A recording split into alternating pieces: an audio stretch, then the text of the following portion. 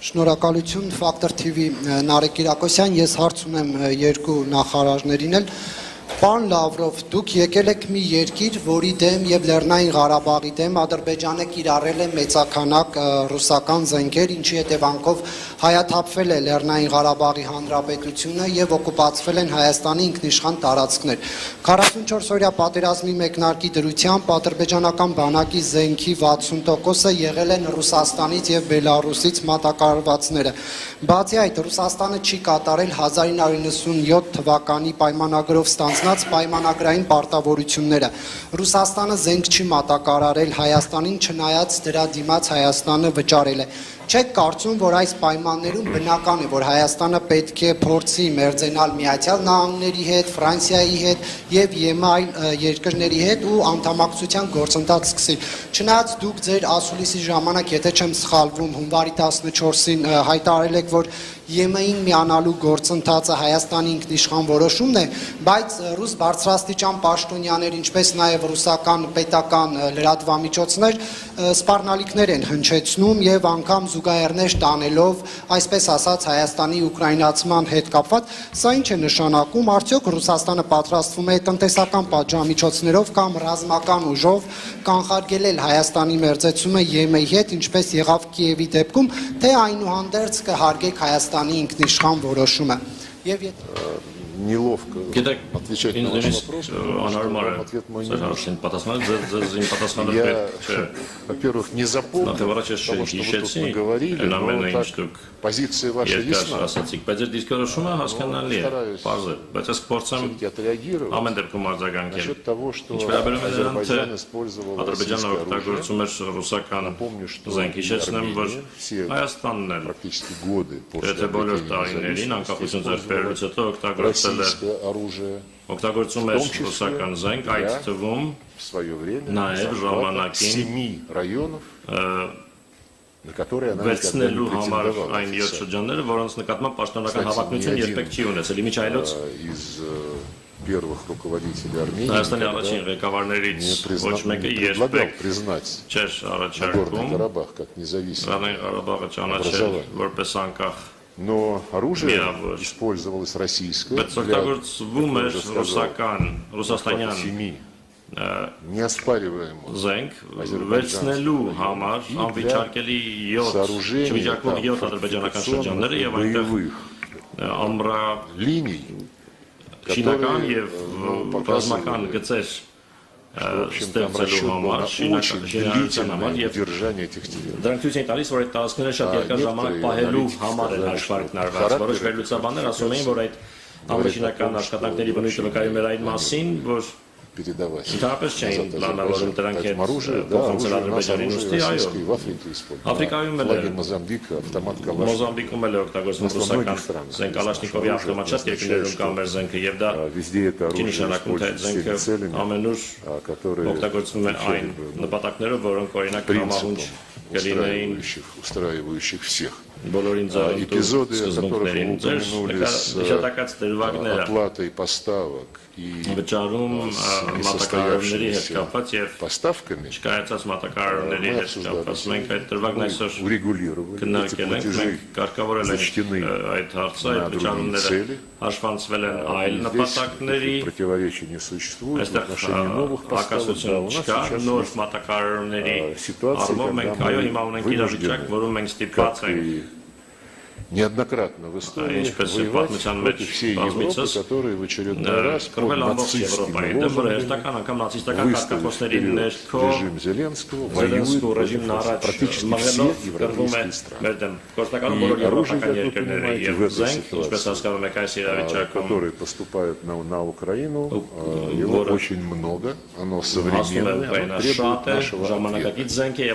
И наши армейские друзья, я убежден, Բարձրացում մեզ հասկանում են, որ նման իրավիճակներում մենք չենք կարող մեր բոլոր պարտավորությունները ժամկետում կատարել, բայց անգամ այդ իրավիճակում բոլոր հայ գործընկերների հետ պայմանագրերով նախատեսված համակարգերը փոխանցվում են եւ մենք այդ պրակտիկան կշարունակենք։ Ինչ վերաբերում է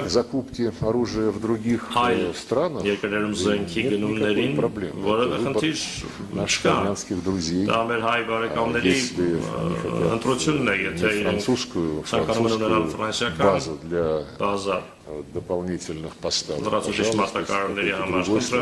Это мы не будем ничего навязывать. Но, конечно, когда союзник опирается на вооружение из такой страны, как Франция, который возглавляет вражеский երկրի գլխավորում է իսլամական ճամբարը եւ անձամբ նախագահ Մակրոնը եւ իր բոլոր նախարարները բազմապես ատելություն են շնչում Ռուսաստանի նկատմամբ из-за которой невозможно урегулирование принимает только прекращение огня без каких-либо условий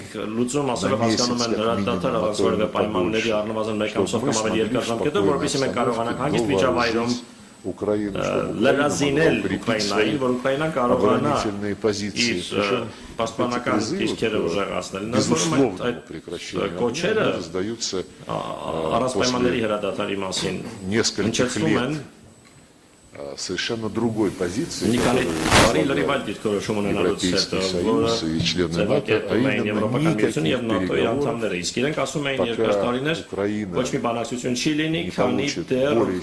чем Россия позиции,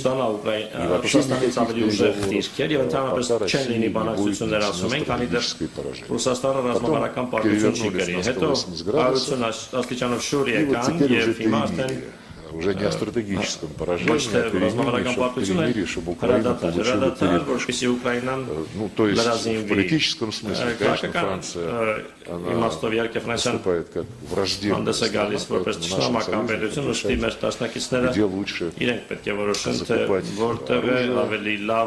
даже при всем том, о чем я сказал.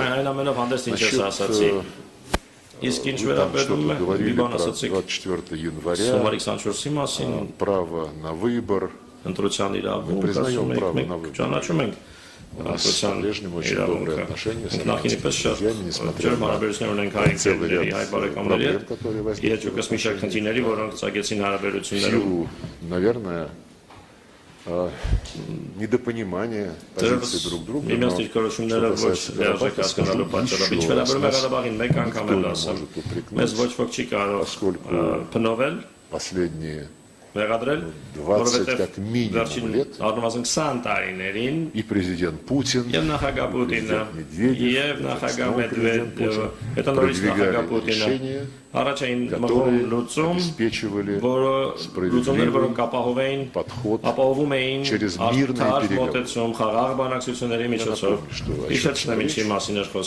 Из 7 азербайджанских районов отдать 5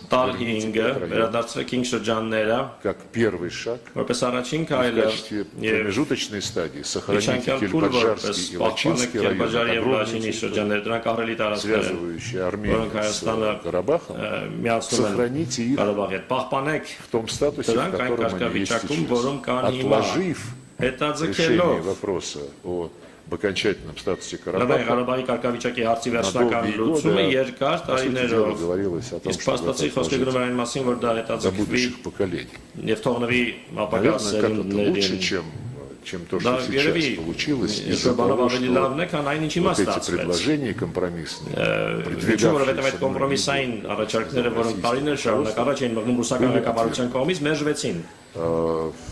но право на выбор, да, вот право на выбор. В данном случае отказ от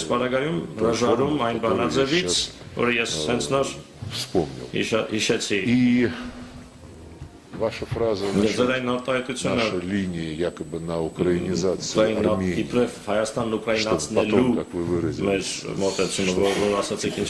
сотворить с Арменией то же самое, что мы сотворили с Украиной. Даже тут, по-моему, комментировать, значит, вы поддерживаете нацистов, значит, вы поддерживаете тех, кто сжигал людей в Доме профсоюза, кто направил боевые отряды штурмовать парламент Крыма, только за то, что парламент Крыма խորհրդարանի վրա հարձակվելու միայն նրա համար, որ Գրիմի խորհրդարանը եւ Գրիմը հրաժարվել էին սատարել հակասահմանադրական պետական հեղաշրջմանը։ Ես չեմ հիշում Հայաստանի ղեկավարությունը մեկնաբանել 14 թվականի փետրվարի Ուկրաինայում տեղի ունեցած պետական հեղաշրջումը։ Չեմ հիշում, որ արևմտյան երկրներից որևէ մեկը մեկնաբանել, բացասաբար խոսել այդ իրադարձության մասին։ Ուրեմն այն ժամանակ արդեն Հայաստանը 2014 թվականին իրացնում էր դիրքորոշում ընտրելու իր իրավունքը։ Европейские коллеги, которые накануне госпереворота подписали выступили гарантами соглашения, на наш вопрос гарантировали, что урегулируете почему вы не призовете этих путчистов в порядке. Они нам сказали, вы знаете, так стыдливо глаза опустили. Иногда демократия приобретает неожиданные изгибы. То же самое Соединенные Штаты. Куда-то в сторону, хотя накануне президент Обама звонил президенту Путину, просил не возражать против подписания соглашения об урегулировании под гарантией Европейского Союза. Кстати, говоря о Соединенных Штатах, в 2014 году, чуть позже, чем в феврале, была попытка госпереворота в Гамбии. Человек интересующийся, посмотрите, в интернете там есть заявление Департамента США по поводу попытки переворота в Гамбии. Где сказано, Соединенные Штаты никогда не поддержат передачу власти неэкзотным путем. Вот спросите у них, возглавляете американских коллег. Почему вот в Гамбии нельзя, а на Украине можно? Они вам, наверное, скажут что-нибудь про субъективные какие-то обстоятельства. На самом деле, в Гамбии было правительство, которое американцы поддерживали, а на Украине был президент, которого они хотели поставить своих людей. Вот и все. Так что я не вижу каких-то причин для украинизации Армении. Армения наш союзник, наш друг. Армения не объявляет вне закона русский язык, не лишает законных прав этнических русских и тех, кто просто хочет разговаривать на русском языке. В Армении не приняты законы, запрещающие все это, как это произошло на Украине. Перечень этих законов мы сегодня нашим друзьям передали. Нигде, ни в одной стране нет запрета на какой-либо язык негосударственный. Если на этом языке разговаривают жители данной страны. Мы выяснили, что в Армении не запрещен азербайджанский язык. В Азербайджане, включая теперь и Карабах, не запрещен по Конституции Азербайджана. А вот на Украине русский язык, в Израиле арабский язык не запрещен.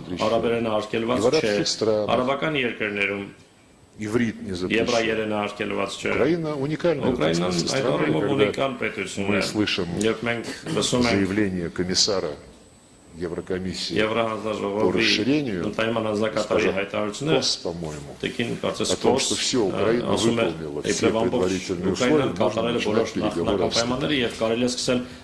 И на фоне того, что Урсулы фон дер Ляйен, Каи Каллас и прочие заявляют о том, что Украину надо ей помогать, пока она не победит, потому что Украина отстаивает европейские ценности. Это значит, что Европа считает своими ценностями нацизм, истребление языка, на котором говорит большинство граждан Այն լեզվի ոչնչացումը, որը խոսում են տվյալ պետության Ուկրաինայի քաղաքացիների մեծամասնությունը, Հայաստանի ինչ ուկրաինացման մասին կարող է խոսքը գնալ, Հայաստանը քաղաքակիրթ երկիր է, Вот, ну вы опубликуйте դուք свой հրապարակեք вопрос, ձեր հարցը ամեն դեպքում, ответы мои не իմ обязательно. պատասխանները պարտադիր չէ։